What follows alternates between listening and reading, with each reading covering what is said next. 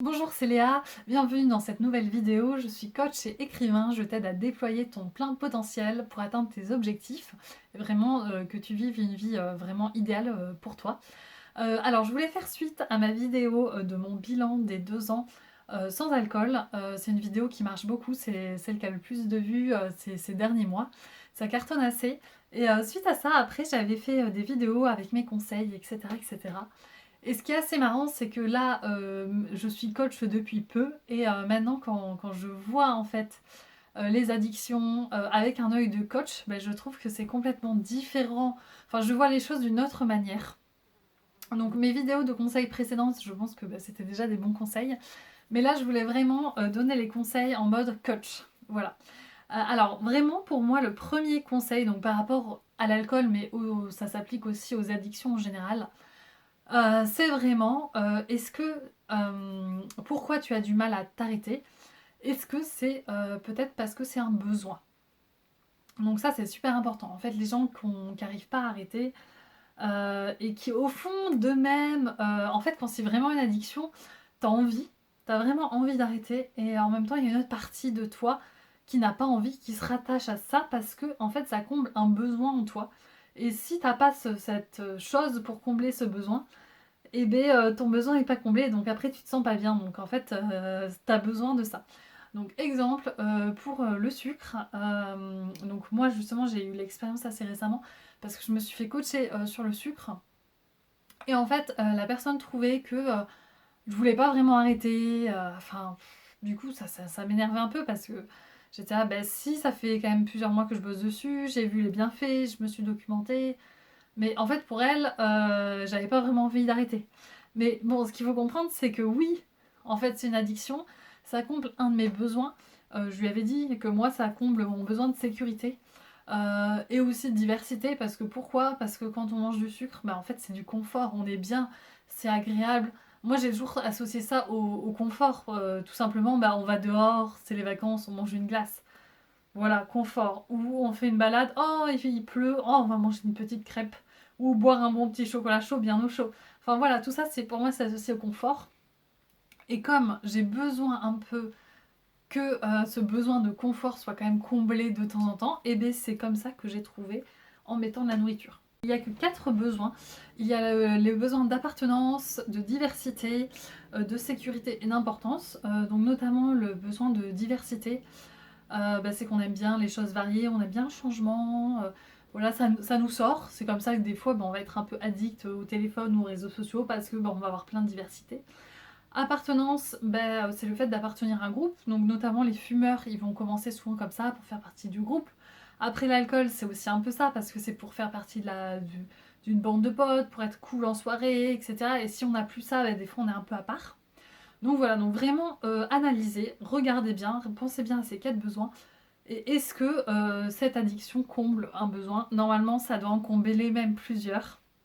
Voilà, et donc ce qu'il faut savoir, c'est que donc, une fois qu'on a identifié si ça répondait à des besoins, il faut en fait tout simplement bah, remplacer. Parce qu'en fait, tant qu'on n'arrivera pas à... Tant que cette addiction comblera notre besoin, et bien en fait on ne pourra pas s'en passer parce qu'en fait c'est un besoin, on en a besoin.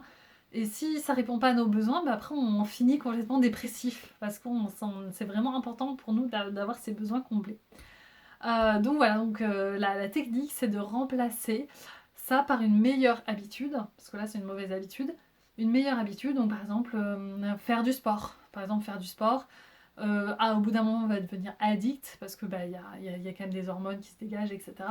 On peut peut-être faire du sport avec des amis, peut-être faire des week-ends sportifs, hein, et du coup tout ça, ça peut du coup faire nos autres besoins de diversité, d'appartenance, d'importance. Le sport par exemple, bah, ceux qui se mettent en avant sur Instagram et tout, bah, ils sont importants parce qu'ils sont bien gaulés, etc. etc. Donc voilà, donc réfléchir, de combler ses besoins, mais d'une autre manière et d'une manière qui soit positive. Donc voilà, donc réfléchis bien à ça. Qu'est-ce que tu pourrais faire une fois que tu as identifié ça pour vraiment que ça soit de manière positive? C'est vraiment la seule manière de supprimer des mauvaises habitudes. C'est vraiment les remplacer par des bonnes habitudes. C'est la seule manière parce que tu as vraiment besoin de combler tes besoins. Alors après, la troisième piste également, c'est de vraiment voir s'il n'y a pas une contradiction avec qui tu es, avec ce qui fait partie de ton identité. Donc je m'explique. Par exemple, il y a des gens qui se sont toujours vus comme bons vivants, la famille les définit comme bons vivants, les amis également. Alors moi, c'est vrai que c'est un peu mon cas. Moi, j'ai la réputation d'être gourmande, de manger beaucoup. Alors ce qui est pas forcément vrai, parce que en fait, je vais manger beaucoup durant les repas de famille, mais après dans mon quotidien, je mange pas tant que ça. Enfin, ça dépend des périodes, bien sûr. Donc voilà, donc j'ai un peu cette réputation. Mais du coup, moi, ça m'a pas dérangé de changer mon identité par rapport à ça. Mais il y a des gens qui ne vont pas y arriver parce que pour eux, ça fait partie de leur identité. Ils sont bons vivants. Et forcément, pour eux, dans leur définition de bon vivant, c'est boire de l'alcool. Mange beaucoup, mange gras, mange sucré. Voilà. Et après, donc du coup, il va falloir changer cette identité-là. Se voir, alors, soit continuer de se voir comme bon vivant, mais changer sa définition de bon vivant. Parce on peut complètement changer, on peut se dire, ben non, en fait, bon vivant, c'est quelqu'un qui apprécie les plaisirs de la vie de manière générale, tout simplement. Mais cette personne peut rester quand même bon vivant, donc pour vivre bien, donc pour vivre en pleine santé, en bonne santé, tout en appréciant. Ça peut, voilà, il peut changer sa définition. Voilà, ou mettre des certaines limites. Être bon vivant, c'est vraiment profiter, mais en même temps en prenant soin de sa santé sans excès. Donc voilà, c'est redéfinir en fait des choses parce que en fait si c'est en opposition avec ton identité, avec comment tu te sens, ben ça pourra pas évoluer parce que ton identité, ben, il va falloir la changer.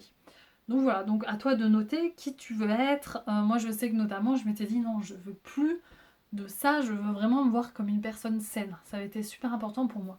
Une personne qui prend soin de mon corps. Et là par exemple encore plus en tant que coach, je me dis bah, il faut que je montre l'exemple parce que ça fait partie de mon identité de coach. C'est comme ça que je vois l'idée de coach. Voilà, par exemple, il y en a qui vont voir l'idée de coach de gagner, je sais pas, 1 million d'euros pour être riche et donc pour montrer aux gens comment on fait du business, par exemple. Enfin voilà, chacun a son identité dans sa tête et puis voilà, c'est à nous de changer peut-être des fois la définition pour pas que ça soit en contradiction avec ce que l'on veut devenir.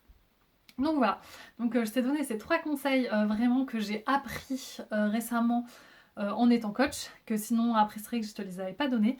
Ben, n'hésite pas à me dire ce que t'en penses et à me dire d'ailleurs si tu te reconnais un peu dans les besoins, si toi tu as l'impression que c'est plutôt de l'appartenance, de la diversité, de la sécurité ou de l'importance, n'hésite pas à me dire ça. Et puis après, bah, si tu veux aller plus loin, n'hésite pas à demander des conseils ou un coaching, carrément, si ça t'intéresse. Et je te dis à bientôt, n'hésite pas à liker, commenter. Salut!